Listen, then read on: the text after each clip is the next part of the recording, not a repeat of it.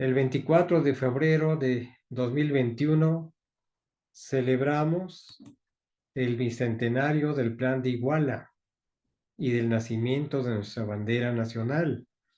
O sea, algunos de los que están aquí recordarán que hace 3 años estábamos celebrando ahí sí totalmente el bicentenario del Plan de Iguala y del nacimiento de nuestra bandera nacional que tenemos aquí en nuestra imagen. Después, el 27 de septiembre del 2021, celebramos el bicentenario de la independencia. De hecho, el libro que estuve yo publicando, fui el autor de ese libro. Recordarán algunos la presentación que hicimos en el 2020, pues fue con este motivo principalmente. El bicentenario de la independencia, también estuvimos aquí celebrándolo por una conferencia en Zoom y también con una misa en la Catedral de México. Ahí tuvimos una misa para este bicentenario. Y después, el 21 de julio del 2022, celebramos también el bicentenario de la coronación como emperador de Agustín de Iturbide. Todo esto lo hemos realizado a través de la agrupación Amigos de Iturbide, que precisamente se empieza a formalizar en 2022, aunque en 2021 ya se tenía la idea. Vamos empezando. Recordando un poco quién es Agustín de Iturbide en sus orígenes, y vemos lo primero, su nacimiento, que es un 27 de septiembre, pero de 1783. Él nace en Valladolid, hoy Morelia, ¿verdad? Hoy es la ciudad de Morelia. Ahí es donde nace Agustín de Iturbide. En su juventud, pues él que acude a las haciendas de su padre y llega a convertirse en un gran eh, pues jinete de caballo, se le llama el dragón de hierro, pero posteriormente pasa a la milicia. Él tiene ya pues esa vocación hacia la milicia e ingresa a la milicia, ahí mismo en Valladolid. Para el 27 de febrero de 1805 se casa, se casa con una gran mujer, Ana María Huarte.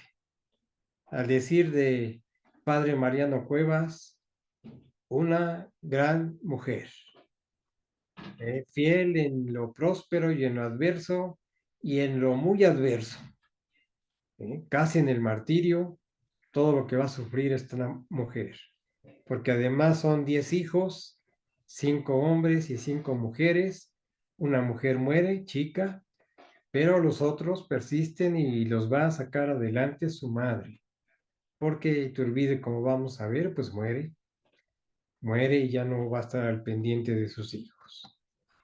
En su carrera militar tiene grados militares relevantes, empieza como teniente, capitán, coronel, teniente coronel y al final coronel, que es el último grado que él tiene, que es precisamente el de la imagen que tenemos aquí atrás junto a la bandera. En 1810, cuando empieza el movimiento insurgente, eh, sucede que Iturbide es invitado por el mismo Hidalgo a formar parte de este movimiento, invitación que rechaza Agustín de Iturbide, porque en palabras de él, estaba muy mal planeado este movimiento, no se veía por dónde fuera un movimiento de independencia, sino un movimiento al aventón que trajo muchas desgracias. Al grado de, de que Iturbide combate este movimiento, va a combatir a Hidalgo y a Morelos también.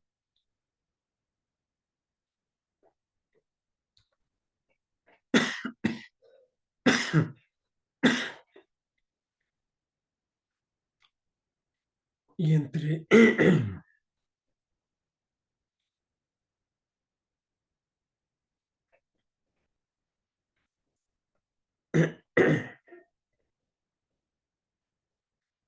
y entre sus batallas más importantes, precisamente son contra Hidalgo y Morelos. A Hidalgo lo combate en el Monte de las Cruces, saliendo de la Ciudad de México rumbo a Toluca. Allí se encuentra el Monte de las Cruces. Ahí es donde el 30 de octubre de 1810, con un ejército muy reducido de los realistas que comandaba Iturbide con otro general que iba al mando, 1,500 hombres, 1,500 soldados, contra 83,000, pues no propiamente militares que traía Hidalgo. 3,000 de ellos sí, pero los demás, pues eran gente que se había pegado de todo tipo. Ahorita no es el momento de analizar ese movimiento, pues simplemente por número, pues era bastante la diferencia. De manera que lo que va a hacer Iturbide es hacer frente para detener el avance, porque Hidalgo quería llegar a la capital, a la Nueva España, la capital de la Nueva España, y pues empezar a dominarla, a saquear y demás. Entonces había que detenerlos, había que enfrentarlos. Ganar la batalla era muy difícil. Todo lo que hace Iturbide es reforzar la retaguardia para en un momento determinado, cuando se hubiera ya establecido un alto al ataque, pudiera Hidalgo, Iturbide salir con todo su ejército realista, con su comandante que iba ahí, y regresar a la Ciudad de México y pues ver qué pasaba. Hidalgo, en efecto, ante la resistencia que opone este ejército disminuido, del cual, pues, dicen los historiadores, Iturbide tiene ahí una gran actividad. No era el que estaba al mando, pero sí era el encargado de llevar a cabo el enfrentamiento y de organizar la retirada. Y así sucede. Curiosamente, no curiosamente, sino que Hidalgo, al ver este enfrentamiento y sabiendo que llegaban refuerzos realistas a la Ciudad de México, decide no tomar la capital, se retira por donde vino y posteriormente va a ser derrotado, ya no va a tener un ejército tan importante y sobre todo en el ánimo, pues va a estar muy disminuido. De manera pues que se detiene el avance de Hidalgo, lo cual se considera una victoria, no de la batalla, pero sí una victoria estratégica de que ya no entró Hidalgo a la capital. Con Morelos sucede lo siguiente. La batalla contra Morelos se da en las lomas de Santa María, en Valladolid. Tanto Iturbide como Morelos eran de Valladolid, habían nacido ahí. Y dice Francisco Castellanos, un gran historiador, que los dos hombres más importantes militarmente hablando de esa guerra que se había establecido entre los insurgentes y el ejército realista estaban frente a frente. El mejor general, el mejor estratega de los insurgentes, Morelos, indudablemente. Contaba con un ejército en ese momento de 20,000 personas, pero disciplinadas, ya soldados, con sus grandes tenientes, con sus grandes ayudantes, Galeana, Matamoros, de manera pues que él iba seguro de la victoria. Iturbide, en cambio, llega con 1000 realistas y se añade a los 500, 800 que había en Valladolid. Él otra vez no está al mando, él va empezando, él es un teniente apenas, entonces está a las órdenes, pero los que están al mando saben que él toma las decisiones estratégicas.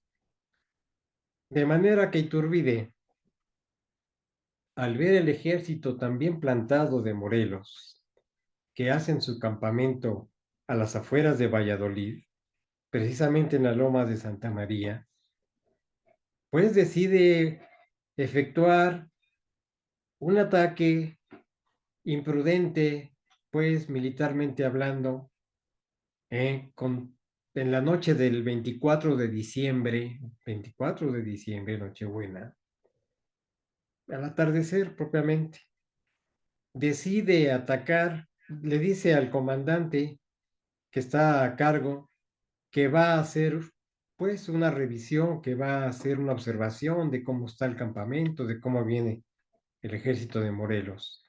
Y con 360 hombres, la mitad a caballo y la mitad a pie, llega al campamento, pero su intención es hacer un ataque por sorpresa.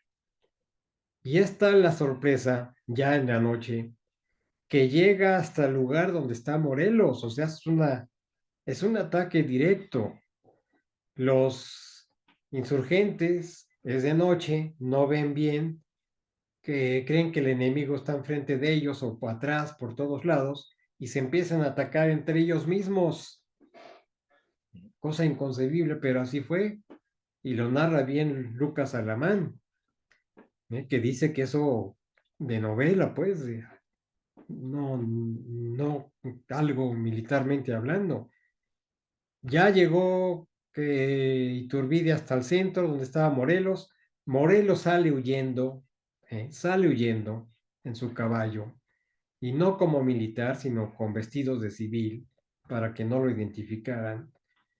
Y ya con la batalla entre ellos mismos, Iturbide pide retirada, se retira a Valladolid, y a la mañana siguiente, ya con el amanecer, vuelven al campamento de los insurgentes para atacarlo así ya.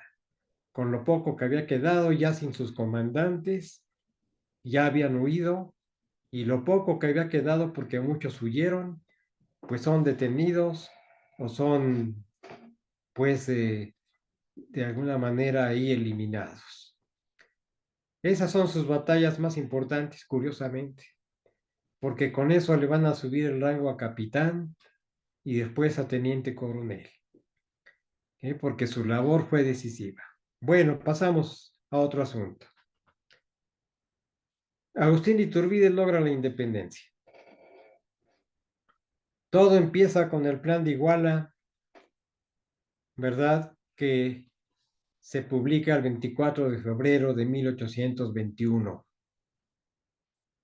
en el cual Iturbide presenta su plan en forma de una proclama al pueblo de Iguala. En esa proclama dice lo siguiente Iturbide: asombradas las naciones de la culta Europa, vean que la América septentrional se emancipó sin derramar una sola gota de sangre. Ese es su plan. En el transporte de vuestro júbilo decid: viva la religión santa que profesamos. Viva la América septentrional independiente. Viva la unión que hizo nuestra felicidad. Las tres garantías precisamente que propone en su plan: la defensa de la religión católica, la independencia de México y la unión entre mexicanos, españoles y todos los que estuvieran allí en la capital. Brevemente, diremos que este plan de Iguala tuvo, entre otras situaciones, como un análisis breve, que está construido por 24 artículos. Son 24. Y es un plan que lleva a cabo Iturbide de manera personal. Él es el autor. Entonces, de esa manera, Iturbide, pues, plantea lo que va a ser su campaña de independencia. En su plan que él lleva a cabo, este plan de Iturbide, como él dice en sus memorias, es mío porque yo solo lo concebí, yo solo lo publiqué. Y dice, y esto tuvo el feliz resultado porque bastaron 6 meses sin derramamiento de sangre, prácticamente, porque como vamos a ver, sí hubo algunas batallas, pero entre militares y con bajas mínimas. Bueno, el mismo 24 de febrero nace la bandera mexicana de 1821. Y esto se debe a la solicitud que hace Iturbide al sastre de Iguala, que se llama Magdaleno Ocampo, para que hiciera la bandera que él ideó con esos 3 colores. Esos 3 colores que simbolizan,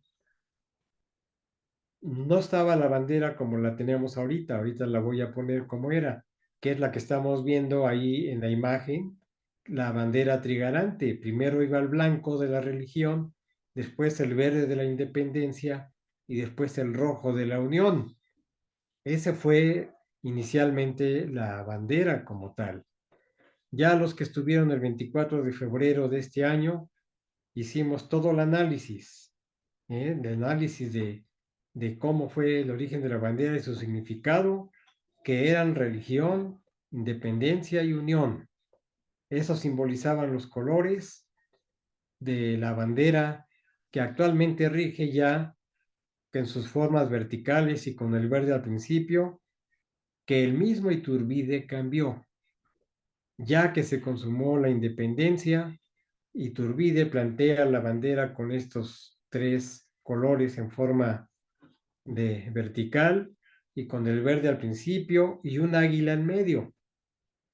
Al principio va una corona por la corona imperial que se ofrecía al rey Fernando VII, porque el plan que proclamaba Iturbide era en ese sentido, de alguna manera pedir al rey Fernando VII que viniera a reinar aquí, o alguno de la casa reinante.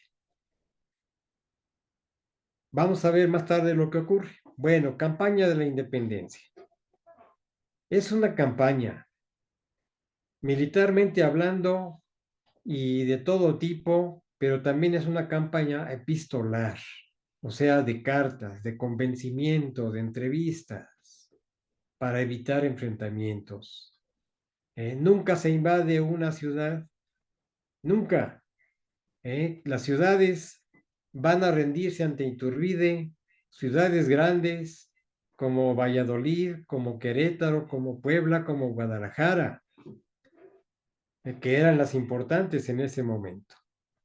Toda la campaña inicialmente empieza de una manera, pues diríamos, deficiente, hasta podríamos decir un poco desproporcionada, porque Iturbide contaba con 2,000 militares, soldados, ante 80,000 del ejército realista que el virrey tenía a la mano, aparte de los buques, de 2 buques en Acapulco y Veracruz, ¿verdad? Que lo iban a afrontar a Iturbide.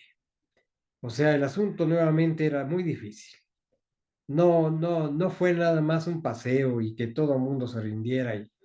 No, hubo que hacer, si no ataques directos militares, sí estrategia militar, ¿verdad? Y sobre todo convencimiento con las cartas. Son muy importantes estas cartas que dirige a generales antiguos que habían conocido a Iturbide, como el general Negrete, que va a ser muy importante, y algunos antiguos insurgentes, como el mismo Guerrero.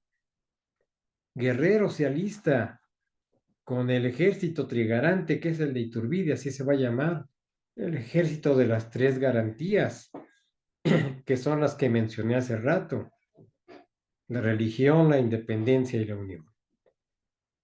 Hay entonces cartas no solo a generales militares, a civiles, abogados, licenciados y a obispos, muy importante, como el obispo Cabañas de Guadalajara, que toma totalmente su planteamiento a favor de Iturbide, ¿verdad? También le escribe al obispo de la Ciudad de México y esas cartas, esas motivaciones hacen que se vea bien a Iturbide. Y lo más importante es que algunos de sus viejos amigos que estuvieron combatiendo al lado de Iturbide en 1810 para frenar el movimiento insurgente, anárquico totalmente. No lo vamos a analizar ahorita. Lo hemos analizado en otras ocasiones. Pero pues basta recordar la Lóndiga de Granaditas, donde el ejército, si pudiéramos llamarlo así, de Hidalgo, ¿verdad? Llega y que era un cuartel, era algo pues importante, no fácil de acceder. De ahí la leyenda de aquel nigromante, aquel que se echa a la espalda una piedra y quema la puerta de la entrada, el pípila, pues. Entonces, pues lo más cruel que puede haber.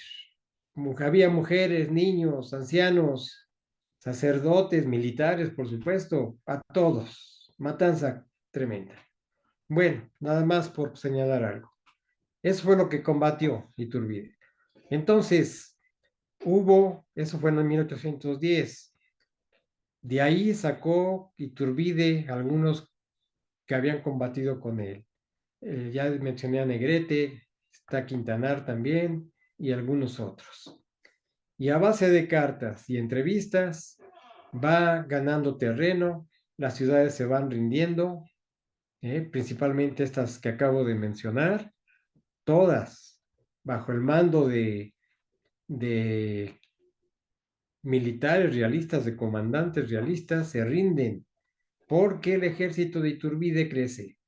Iturbide, cuando ve la desproporción de 80,000 contra 2,000, se va al Bajío, donde él había sido comandante. Ahí lo conocían, ahí estaban sus compañeros y demás. Y en efecto, ese ejército de Bajío se une a Iturbide y llega a ser ya un gran ejército, pues con capacidad de dar combate, que no lo va a dar. Se hacen algunos combates esporádicos, dice Francisco Castellanos, ¿verdad? Y no pasan de 150 los muertos, de soldados de ambas partes. Bueno, ¿qué ocurre? La campaña de la independencia, pues, surte efecto y el 27 de septiembre de 1821 está la entrada triunfal de Agustín de Iturbide a la Ciudad de México que vimos hace rato en la imagen. Pero ¿qué sucede ese día? Vale la pena verlo ahora. Dice así Francisco Castellanos, que es el autor del Trueno, un libro de los más recientes sobre Iturbide, de la editorial Diana, ya del siglo pasado. Dice así, la locura más sana y venturosa se apoderó de todos los habitantes. Cuando en una proclama don Agustín de Iturbide anuncia su entrada a la capital, el 27 de septiembre de 1821. Hasta la naturaleza se unió con un sol esplendoroso y sus cielos despejados. El día más feliz que ha vivido en toda su historia la nación mexicana. Esto lo escribía por 1970 Francisco Castellanos, 1980. El regocijo del pueblo era inenarrable. Todos sus habitantes, sin excepción, buscaban sus más lucientes galas, porque ese pueblo iba a iniciarse en la vida de la libertad. Fue también el día de concordia, el amor y la fraternidad. Por todas partes se abrazaban y felicitaban ricos y pobres, mexicanos y españoles, militares y civiles.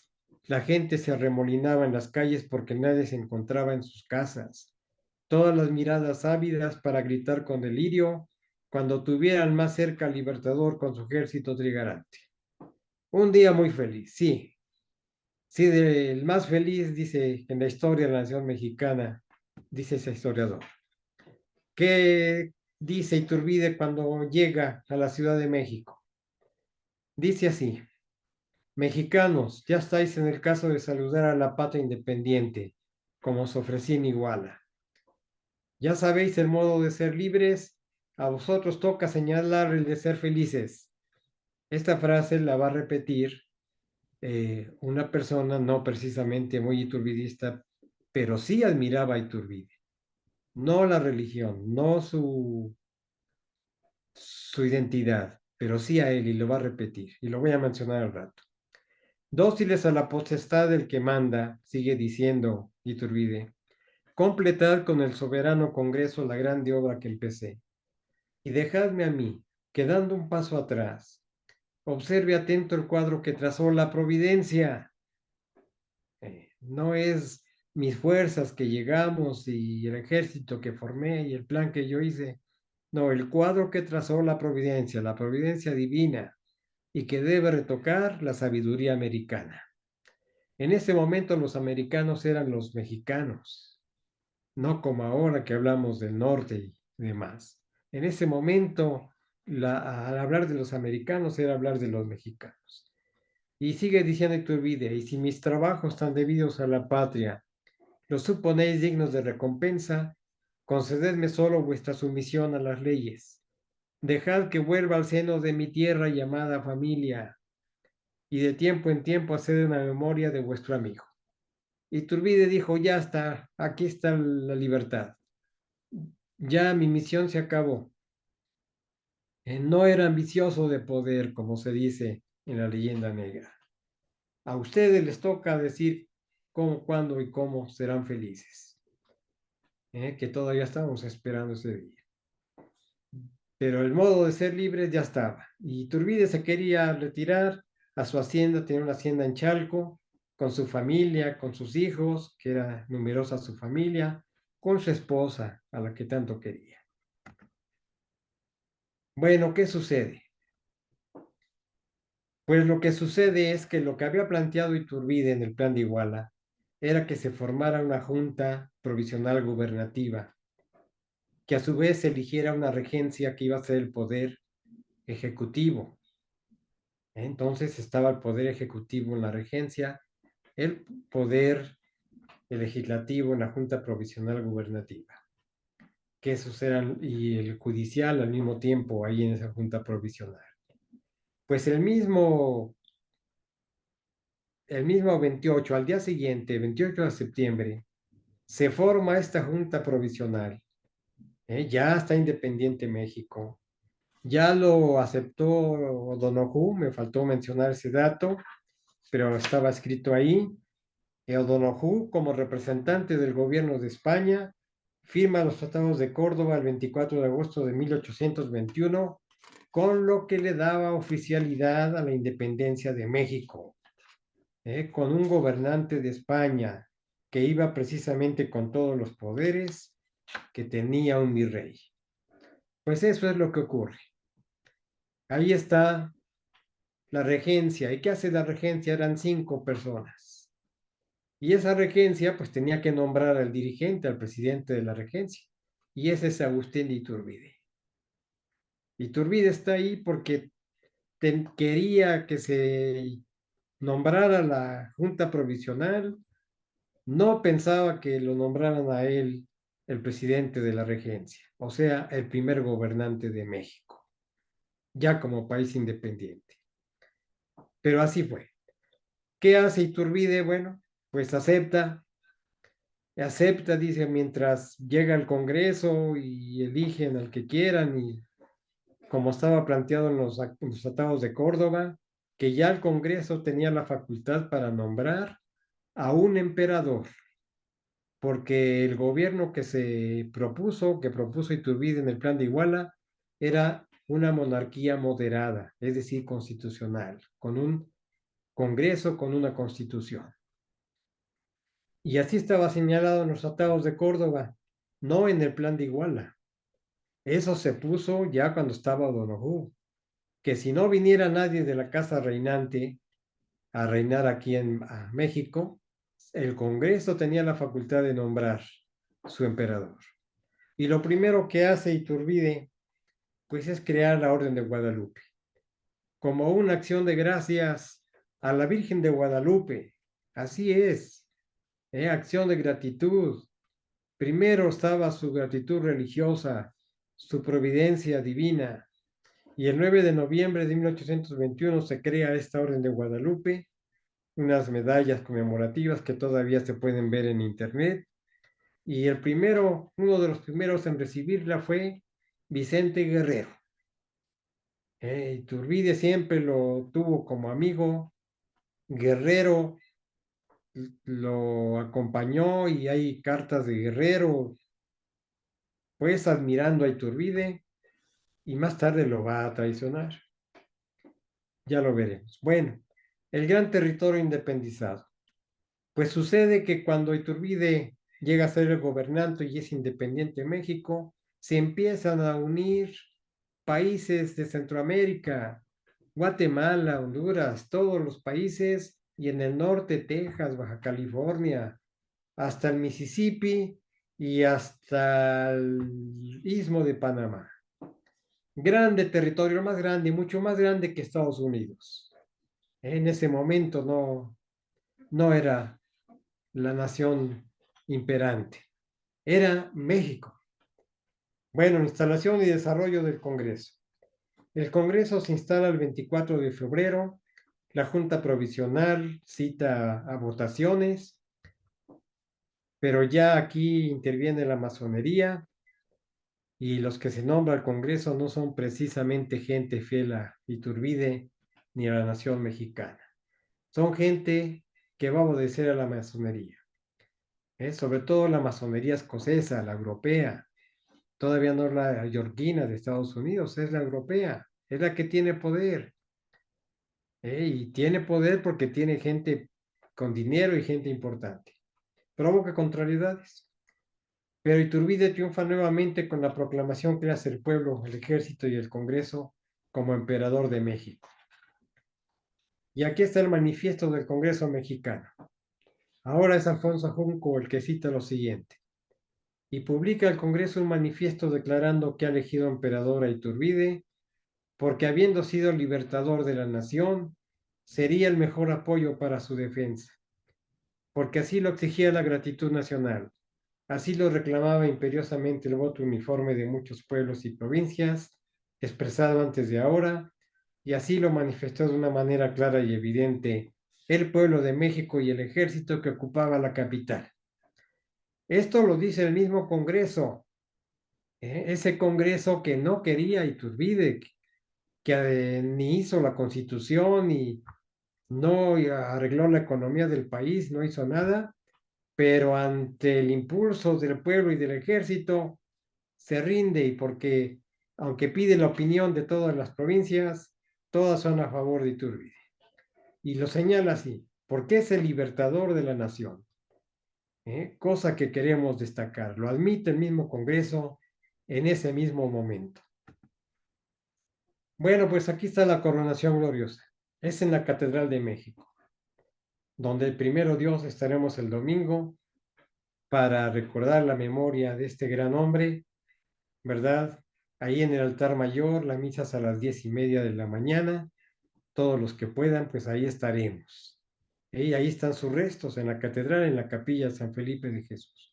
Bueno, pues ahí fue la coronación gloriosa, el 21 de julio de 1822, precisamente el 21 de julio.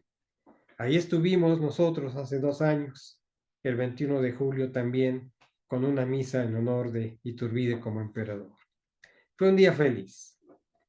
Entonces, solamente algunos comentarios. Este es el juramento que hace Agustín Iturbide.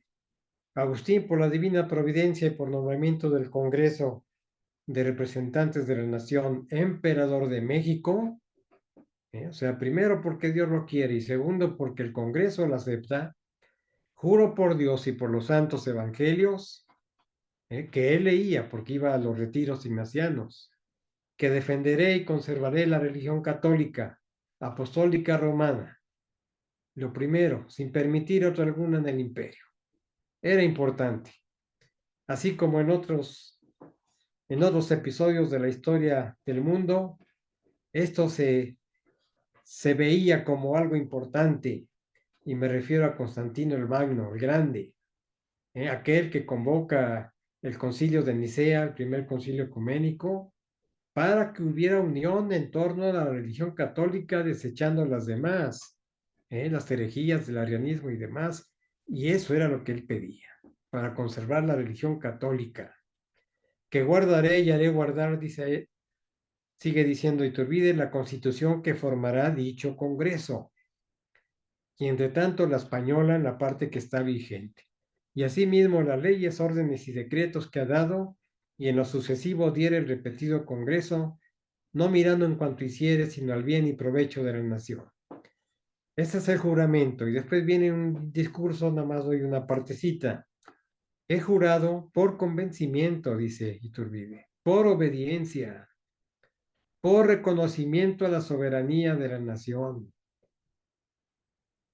de adhesión a ella, de subordinación a las leyes, de respeto a sus representantes y de adoración al autor y supremo legislador de las sociedades. Precioso el discurso. Entonces, por obediencia, no porque fuera su iniciativa, no lo ambicionaba Iturbide, ya lo vimos cuando llegó a su entrada triunfal a la Ciudad de México. Él quería retirarse, a su familia ya había cumplido su misión 2 veces. Ayudó a controlar el movimiento insurgente y realizó la independencia de México. Y además puso los cimientos del gobierno para México, por lo que se le considera el padre del Estado mexicano. Pues ahí están algunas de sus palabras. Regreso, ¿qué pasa? Después de su coronación del Congreso junto con Estados Unidos, aquí empieza ya la mano de Estados Unidos y de la masonería, con la masonería yorquina, buscan la caída de Agustín de Iturbide por ese juramento, por esa coronación en la catedral, por el Te Deum que se hizo, por las misas, por la Orden de Guadalupe, porque manifestaba ante todo defender su religión y porque no quiso vender a su patria, que fue el ofrecimiento que le hizo Estados Unidos, a través de Poinsett. Si tú nos vendes la parte del norte, nosotros te vamos a apoyar. A lo cual se negó siempre Iturbide. Y lo coronó el presidente del Congreso, no un obispo. Ahí estaban los obispos a los lados, Monseñor Cabañas y demás. Pero lo coronó el presidente del Congreso. Bueno, pues el asunto llega a tal grado que Iturbide llega a disolver el Congreso, porque ni hizo la Constitución, ni era una serie de controversias, y forma una junta instituyente. Esto sucede el 31 de octubre de 1822, o sea, el mismo año de la coronación. Estamos muy cerca de estos acontecimientos. Ya habíamos mencionado a Joel R. Poinsett y vienen algunas rebeliones armadas. Curiosamente, ya la masonería actuando a través de 3 hombres que habían actuado con Iturbide. El primero, Felipe de la Garza, en Tamaulipas. Se declara militarmente en contra del imperio de Iturbide y declara la guerra porque él confía en que Estados Unidos le va a mandar refuerzos, como se lo habían prometido, así fue. Gente de Estados Unidos habló con Felipe de la Garza para decirle, te vamos a mandar gente que te ayude. Claro que es derrotado. El ejército llegarante bien formado, disciplinado, soldados acostumbrados a vencer, general invicto Iturbide, él no va directamente, no hace falta, va uno de sus subordinados y derrotan a Felipe de la Garza. El otro que se insubordina, pues es el dichoso Santana. Dichoso para él, no dichoso para nosotros. En Jalapa, Veracruz, Después de haber ofrecido sus armas a Iturbide para la independencia, pues nuevamente por orden de la masonería se rebela y también es derrotado. Y finalmente, pues el otro que se insubordina y declara una pues nulidad del imperio de Iturbide y es una rebelión total, pues es Guerrero. Guerrero, junto con Bravo, con aquel otro insurgente que algún tiempo estuvo con Iturbide también en las fuerzas de la campaña de la independencia. También es derrotado, al grado de que Guerrero sufre una herida que ya nunca vuelve a recuperar. Y ya sabemos la suerte de Guerrero. ¿eh? También va a ser traicionado y lo van a matar y demás. Bueno, pero ya es otro asunto.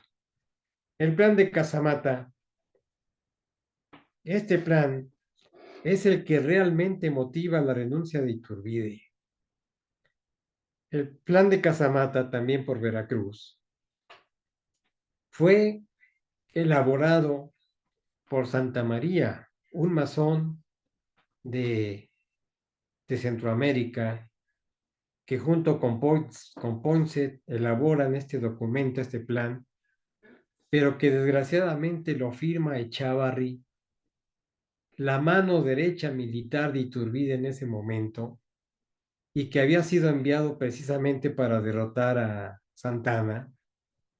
Ya lo había vencido, ya, nomás era capturarlo, pero por orden de la masonería a la cual entra, por intereses económicos, como se da en muchos lados, por intereses de poder que le ofrecen, y va a morir desdichado.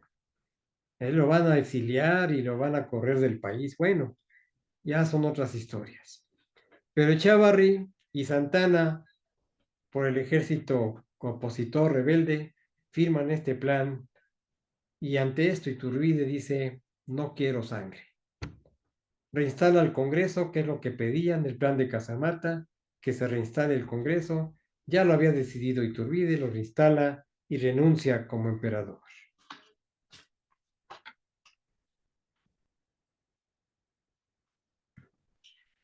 ¿Qué ocurre? Pues Iturbide sale de México, se va al exilio. Él toma la decisión de salir de México y solo le pide al Congreso que ellos elijan el lugar a donde quieren que se vaya. Y eligen que se vaya a Italia, a Liorna. Eso es lo que determina el Congreso. Y sale de México. Su salida es el 10 de mayo de 1823 del puerto de Veracruz. Una salida dolorosa.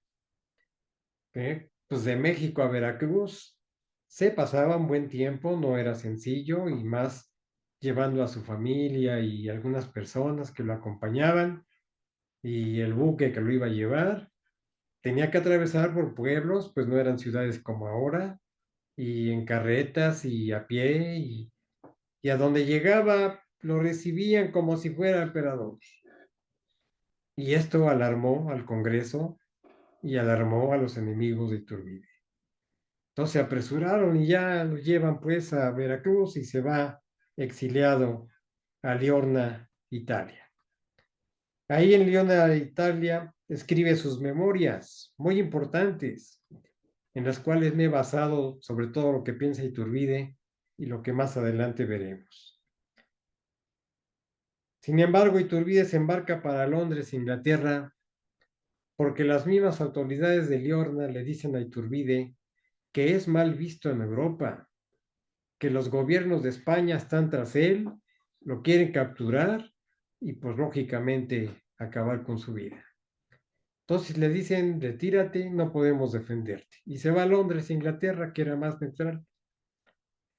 Y desde ahí dirige al Congreso una comunicación el 13 de febrero de 1824 sobre una posible invasión de España. Ya pasó casi un año que salió de México. Iturbide, estando en Europa, se entera de algunos planes de España para invadir México y capturarlo y volverlo a ser la colonia española. Ante esto, Iturbide manda pues una carta Y esta es la carta que dice: por amor a la patria di el grito de Iguala. Él me hizo salir de ella arrostrando graves obstáculos, y arde hoy en mi pecho de la misma manera. Por esto, luego que se descubrieron de un modo claro las miras europeas contra las Américas, lo que estuvo de tiempos muy atrás en mi previsión, resolví pasar a un punto donde estuviese expedito para volver a servir a los mexicanos si ellos querían. O sea, ya tenía conocimiento de planes europeos, no solo de España, sino lo que se llamaba la Santa Alianza en aquel tiempo. Entonces, todavía sigue diciendo Iturbide: a los representantes de esa gran nación, o sea, de México, pertenece calcular y decidir si mis servicios como un simple militar, por el prestigio que acaso subsistirá en mi favor, pueden ser de utilidad para reunir los votos de los pueblos y contribuir con ello y con mi espada a asegurar la independencia y libertad de ese país. A mí toca solo manifestar la disposición en que me hallo para servir. Ni mis deseos ni mis palabras deben malinterpretarse. La felicidad verdadera de mi patria es lo que siempre quise y por ella hago al Todopoderoso fervientes votos. Esta la carta la dirige Iturbide. Quiero ir a México, sí, pero para ofrecer mi espada. ¿Pero qué hace el Congreso? Declara un decreto que se le llama históricamente el inicuo decreto, porque conociendo ya lo que había dicho Iturbide, dan la siguiente proposición. Aquí está. Es Alfonso Junco nuevamente quien nos lo dice. Al recibir el Congreso mexicano el 6 de mayo la exposición de Iturbide, manda por toda contestación que se publique, porque ya lo habían decretado, ya lo habían elaborado, pero que se publique, no se había publicado, con un informe adverso que Millón y un traidor que iba con Iturbide ha enviado y con el decreto de proscripción que la Cámara acaba de dar el 28 de abril. Se lee en el decreto lo siguiente. Primero, se declara traidor y fuera de la ley a don Agustín de Iturbide, siempre que bajo cualquier título se presente en algún punto de nuestro territorio. O sea, es traidor por llegar a cualquier lado, no porque hizo faltas graves a la nación, no porque traicionó propiamente a la patria, sino por pisar territorio mexicano. Por eso se le iba a ser nombrado traidor. En este caso queda por el mismo hecho declarado enemigo público del Estado y por lo tanto condenado a muerte. Y segundo, que vale la pena conocerlo porque así estaba completo.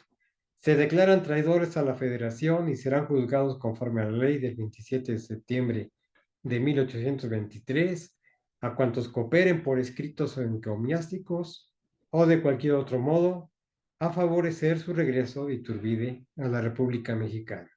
O sea, ya todo el mundo era traidor, lo cual ahora en esos tiempos también como que nos suena algo conocido eso. Ya todos son traidores, nada más si lo ayudan a venir o si le piden que venga.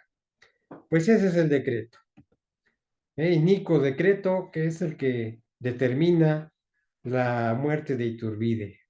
Llega Iturbide a Soto la Marina, Tamaulipas, el 14 de julio de 1824 y el Congreso de Tamaulipas decreta la muerte de Iturbide y su fusilamiento es el 19 de julio de 1824, que es lo que estamos conmemorando el día de hoy. Iturbide pide varias cosas, que vamos a ver a continuación, antes de morir. Nuevamente tomamos eh, algunos momentos y últimas palabras de Agustín Iturbide. El Congreso de Tamaulipas decreta fusilar a Iturbide en el mismo día de su deliberación. O sea, en la misma día que se reúne para ver la suerte de Iturbide, ese mismo día dice ya en la tarde en caliente, la orden es que muera. Iturbide había pedido que le dejaran presentar los planes que traía de Europa, de la invasión posible de España, Y también pedía que lo dejaran hablar ante el Congreso en la Ciudad de México. Pues todo fue negado. Hoy salió un artículo de Nemesio Rodríguez Lois, gran iturbidista de muchos años, desde el Heraldo de México y desde tantas campañas que él hizo, iturbidistas, en el que hace un análisis precisamente de esta situación. Él dice, en realidad fue un asesinato, y así fue. No se le dio permiso de hablar, no se le dio permiso de ir al Congreso principal, simplemente muerte inmediata. Por lo que apenas le da tiempo a Iturbide de escribir una carta a su esposa y de prepararse con el sacramento de la confesión para su muerte. Alfonso Junco nos narra sus últimos momentos y palabras. A las 6 de la tarde, el mismo don Agustín avisa a los guardias que es la hora. Miedo ante la muerte, no. Miedo por lo que iba a pasar a la patria, sí. Y marcha tranquilamente, sin cobardía ni ostentación, a la plaza del pueblo. Así lo dicen los testimonios que estuvieron, de los que estuvieron presentes. Reparte a los soldados 3 onzas y media de oro en monedas pequeñas que trae en el bolsillo. Da al eclesiástico que le acompaña una carta para su esposa y su reloj y el rosario que lleva al cuello, un rosario, sí, rezaba el rosario, y ya les dije, él iba a los ejercicios ignacianos, que lleva al cuello para su hijo mayor. Esa es toda su herencia, su reloj y su rosario. Se venda los ojos por sí mismo y con voz firme y sonora que llena la plaza, dice sus últimas palabras. Mexicanos, en el acto mismo de mi muerte, os recomiendo el amor a la paz y la observancia de nuestra santa religión. Ella es quien nos ha de conducir a la gloria con mayúscula, porque es la gloria, la entrada al cielo. Muero por haber venido a ayudaros, y muero gustoso, porque muero entre vosotros. Muero con honor, no como traidor. No quedará a mis hijos ni a su posteridad esa mancha. No soy traidor, no. Guardad subordinación y prestad obediencia a vuestros jefes, que hacer lo que os mandan es cumplir con Dios. No digo esto lleno de vanidad, porque estoy muy lejos de tenerla. Reza el credo, el acto de contrición, besa el crucifijo y recibe la muerte. Ahí está, las últimas expresiones, grandiosas como él mismo lo era. ¿Qué dice Francisco Castellanos, al que hemos estado viendo, sobre lo que él también llama y todos llamamos el asesinato de Iturbide? En estas sus últimas palabras no hay ni el más leve rencor, ni ira contra nadie. No excitó con ellas a los soldados para que desobedecieran a sus jefes. Y miren que por un momento tuvo Iturbide el mando de ese ejército que lo iba a fusilar. De la Garza, pues por miedo a que se le rebelaran, le da el mando a Iturbide cuando lo trasladan de Soto la Marina a Padilla, pero ya llegando ahí le vuelven a quitar ese mando. No, no, todo lo contrario, pidió el cumplimiento a lo que ellos les mandaran y fundó esta petición en que el amor a México y a la religión los conduciría a la gloria de Dios. La víctima muere limpia, sus victimarios sucios para siempre. Y todos los que crearon la leyenda negra y los que actualmente siguen atacando a Iturbide son victimarios sucios. Don Alfonso Trueba, otro gran escritor mexicano, condena el parricidio, él le llama parricidio, el padre de la patria asesinado, sentenciando: México asesinó a su libertador, antes que nada. México pagó su crimen. Unos años después de la tragedia de Padilla, el sólido, tranquilo y ordenado imperio que Agustín de Iturbide quiso erigir, grandioso como ya vimos, era una pobre nación desgarrada a los pocos años, ensangrentada, rota en 100 pedazos. Los mexicanos se mataron entre sí mismos en luchas brutales, despiadadas. Entregaron el destino de su patria a una nueva potencia. Ahí está Santano vendiendo gran parte de la nación. Y los países del sur de Centroamérica que se habían unido, pues se retiran. Se achicó el territorio de la patria y se achicó su alma, dice Alfonso Trueba en palabras solemnes. Bueno, pero no todo fue una tristeza. Vamos a ver por qué. La glorificación de Iturbide. Muerte para entrar a la vida eterna, la gloria de Iturbide.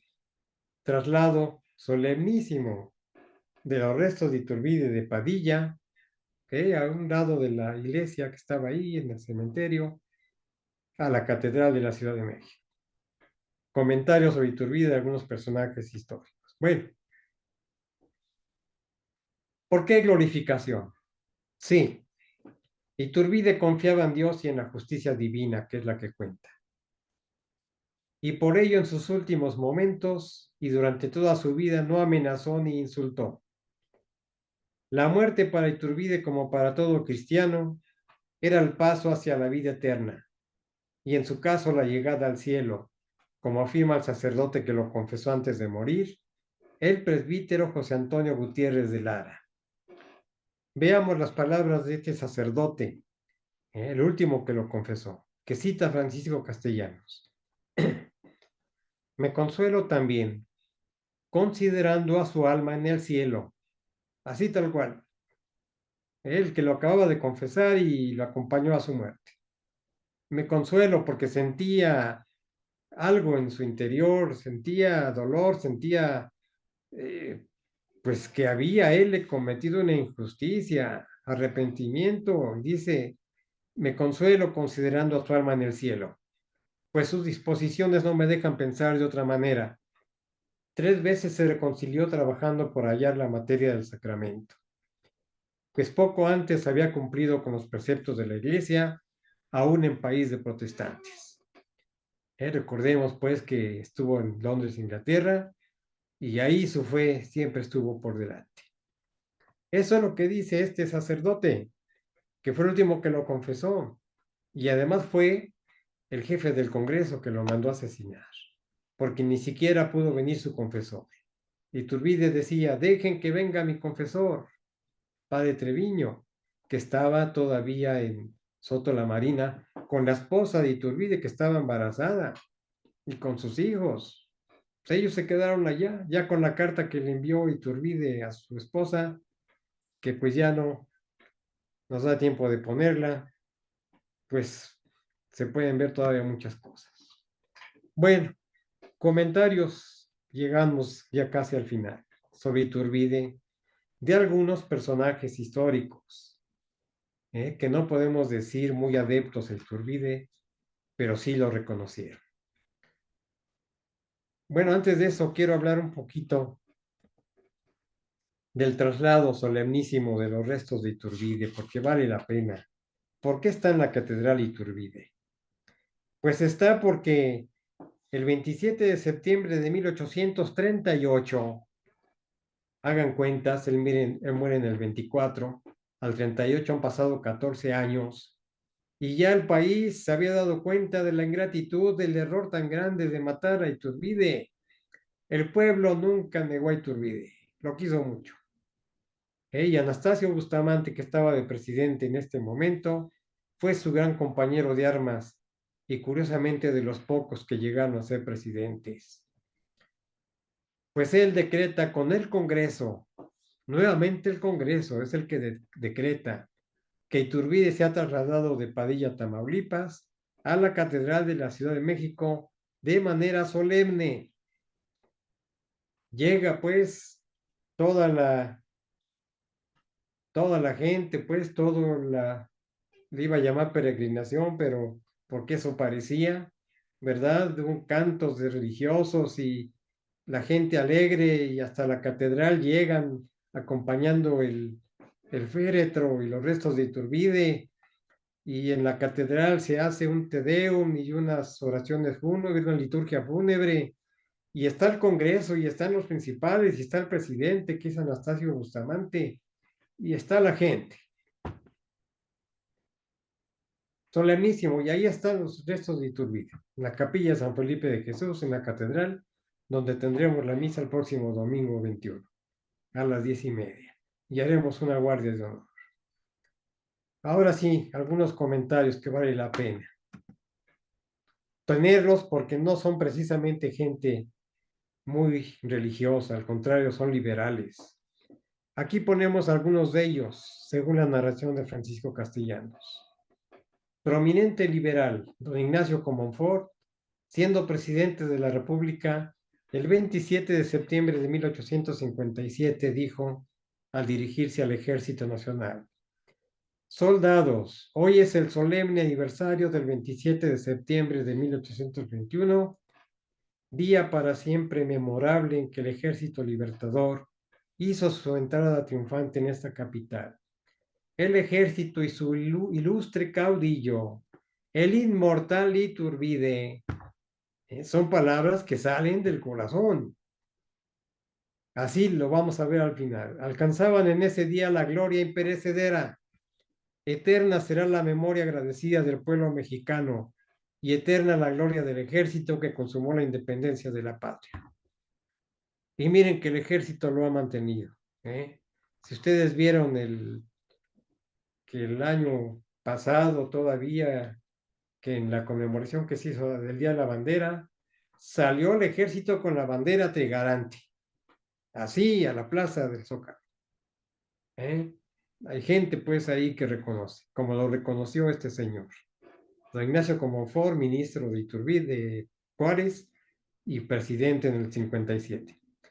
Pero más adelante, en enero de 1861, dice Castellanos, después de la tremenda guerra de 3 años triunfante en México, Juárez lanza un manifiesto en que evoca a Iturbide diciendo: Mexicanos, 40 años hace que el jefe de las tres garantías dijo a nuestros padres que les había enseñado el modo de ser libres.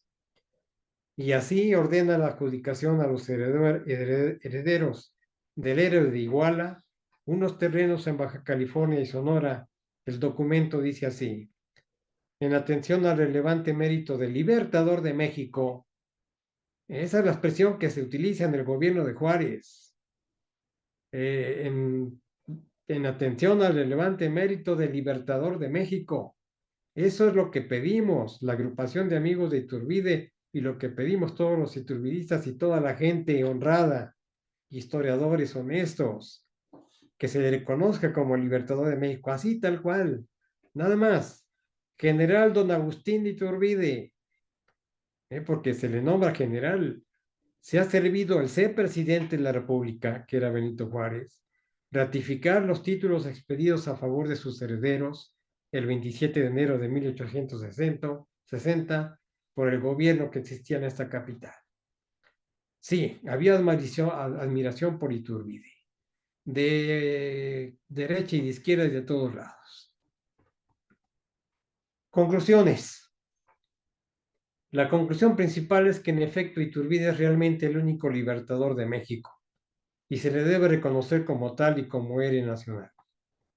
Además, Iturbide fue un verdadero católico que practicaba su religión, ajeno a amoríos y borracheras y con gran amor a su familia. Y esto lo digo por lo último que han querido sacar en este siglo los que atacan a Iturbide. Y que andaba con esta y que andaba con aquella y que jugaba aquí y se emborrachaba por allá. Esa es la leyenda negra. Totalmente ajeno. Todos los historiadores que cito yo en mi libro de Iturbide me dan la razón. Si políticamente no se consolidó Iturbide, se debió a causas ajenas a él, tales como intromisiones extranjeras, principalmente Estados Unidos, y de enemigos de la nación mexicana, entre los cuales destaca la masonería.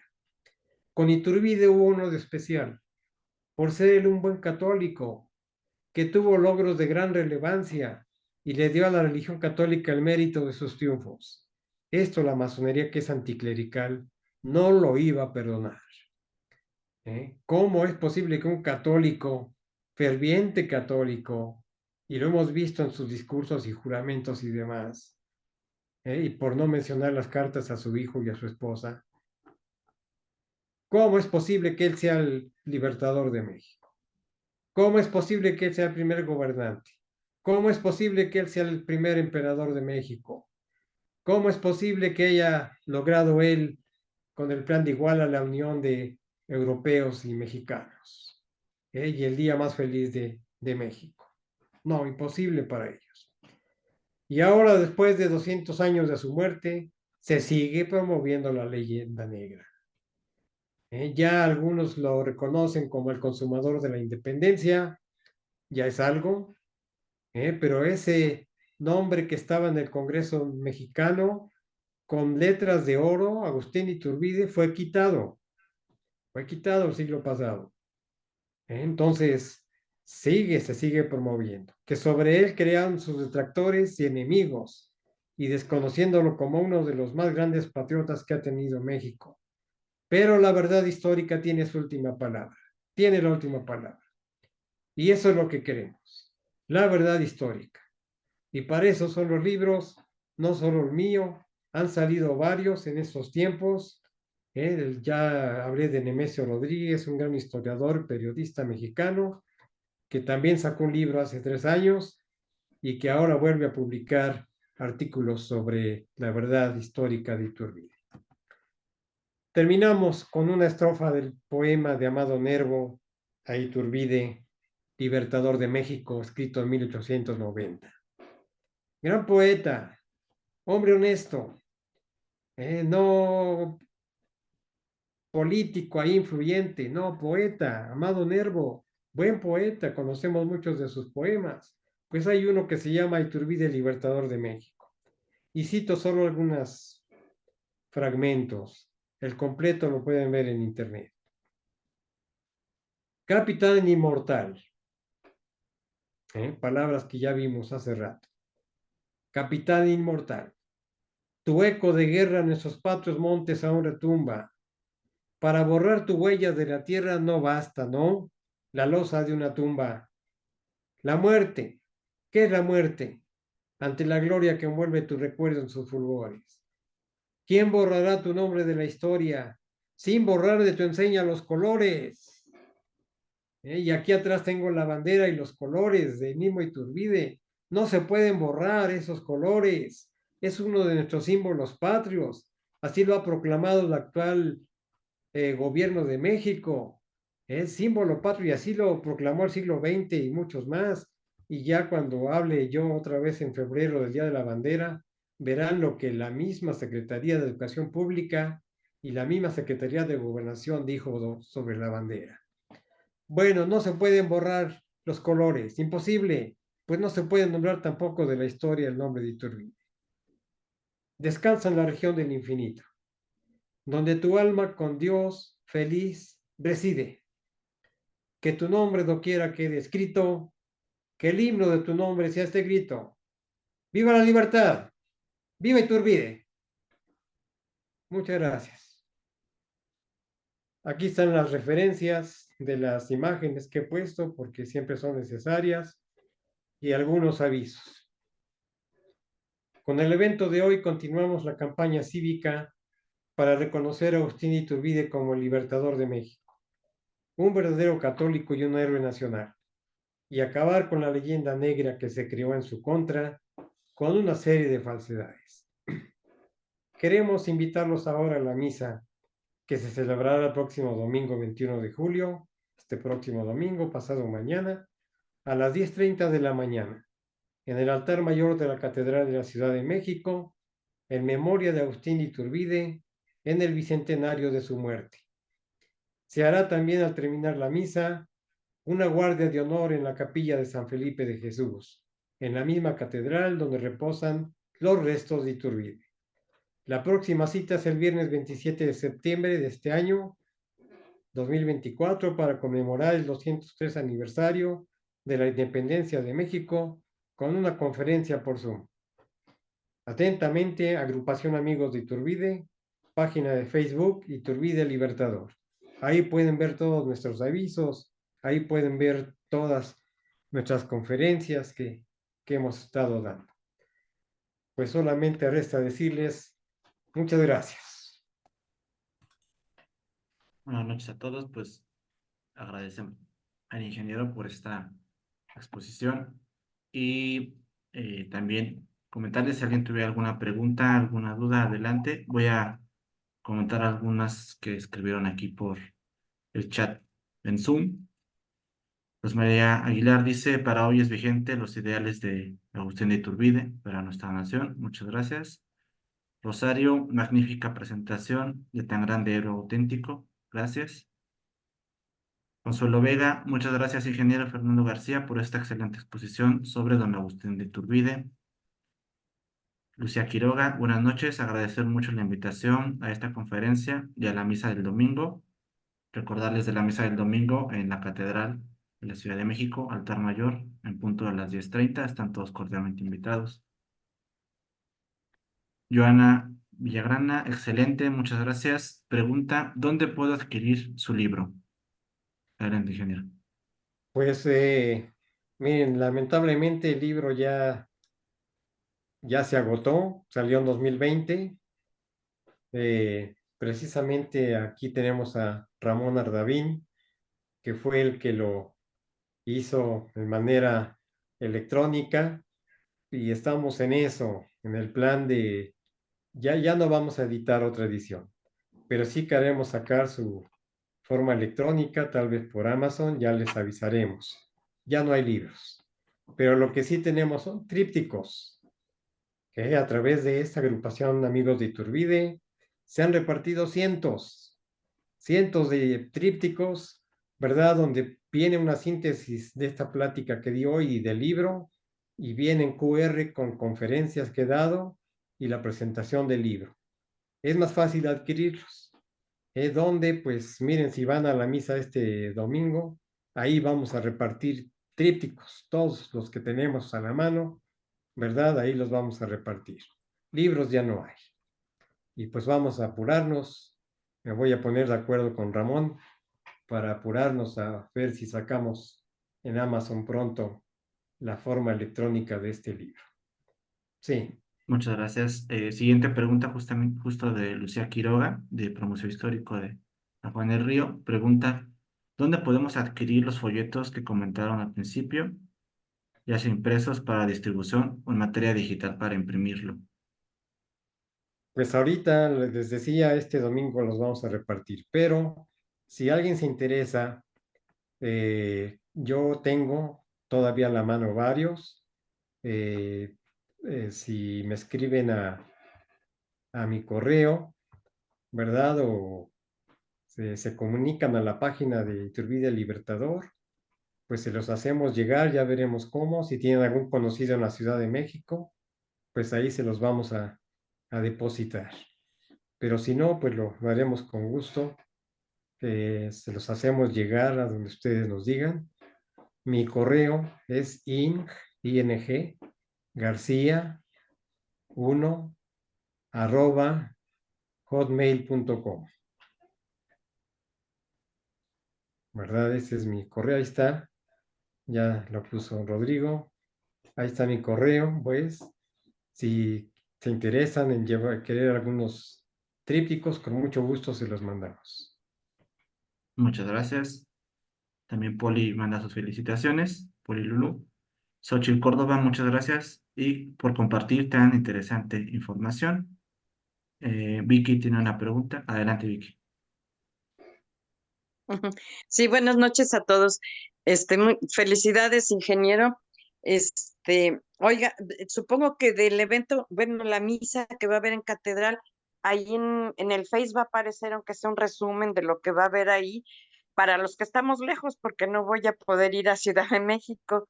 Sí. Si hace algún resumen de lo que se diga o se haga, aparecerá, por ejemplo, ahí en su página de Face o para pues participar, aunque sea de lejos, si no con la misa, pues con el evento que vayan a hacer después, me gustaría mucho. Ahí aparecerá, ingeniero. Sí, tenemos proyectado, ya estamos preparando todo para hacer en vivo la transmisión por Facebook en la Ujú. página Agustín como Iturbide Libertador de Facebook. Ah, Y se meten a esa página de Facebook, Iturbide Libertador, ahí la vamos a estar transmitiendo en vivo, la misa y todo lo que vamos a hacer al final. Entonces, Es, sí, es. ujú. Y otra pregunta, ingeniero. Bueno, no pregunta, pues esto despierta la emoción que sentimos pues a través de nuestro maestro que tuvimos en años pasados, pero no sé si, supongo que ya lo pensaron en el grupo de amigos de Iturbide, pues pues como que hacer pequeños grupos, los que estamos fuera de la Ciudad de México, por ejemplo, si está aquí el señor Ardavín, este, Consuelo, y hacer un grupo de, pues también de los que coincidimos con estos pensamientos y reunirnos un poco como lo hacíamos en México en aquel tiempo, si no podemos trasladarnos a la Ciudad de México, hacer aquí un grupo donde repitamos eso que hacíamos en honor de Iturbide y a las nuevas generaciones, sobre todo, transmitirles ese episodio de la historia que si no lo conocen, pues vivimos engañados, viven engañados los jóvenes. En Querétaro supongo que también se puede hacer un grupo así, hay gente de México que está en Querétaro, en algunos otros lugares ahora sí que am, pues expander, ¿no? Pues este acto de reivindicación al honor que a quien honor merece, que fue nuestro libertador y que pues si no le hacemos el honor más grande así, pues México yo creo que está condenado a lo que estamos viviendo, entre otras cosas, ¿no? No sé si me di a entender, Sí, ingeniero. sí, sí, cómo no, pues que si necesitan material, ya a Ramón le mandé algo, pero podemos mandarles más. Ya sería mucho que distribuyeran el tríptico. Yo creo que Ok. sería una buena labor y Ujú, digamos el 27 de septiembre, pues como tú dices, hacer una reunión entre conocidos, pues ujú, simplemente para recordarlo. Leer una parte del libro, lo tiene Ramón, lo tienes tú, ujú. entonces leer una partecita y cómo no, sería muy bueno. Pues sí, Está programar. bien, Gracias y felicidades. muy bien. Ok, y finalmente tenemos a Esther Cejudo, quien dice gracias por la exposición, muy clara y objetiva. También Aurora Torrescano, gracias por la transmisión de amor a nuestra patria. Y a Iturbide, saludos. Esos son los comentarios que tenemos en el chat. Si alguien más tuviera alguna pregunta o comentario. Bueno, pues yo creo que ya nos despedimos porque ya se nos ha hecho de noche. A todos, muchas